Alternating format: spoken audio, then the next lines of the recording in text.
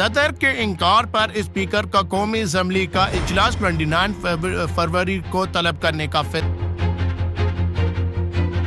speaker Pervez اشرف کا سربراہی میں ہنگامی اجلاس میں قومی اسمبلی اجلاس بلانے کا فیصلہ کیا گیا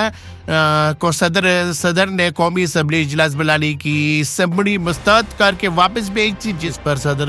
کے انکار پر اسپیکر کا قومی اسمبلی کا اجلاس 29 فروری کو طلب کرنے کا فیصلہ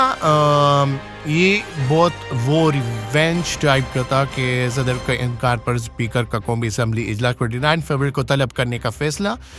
صدر مملکت عارف علمی نے موقف اختیار کیا کہ پہلے خواتین اور اقلیتوں کی نشستوں کو مکمل کیا جائے،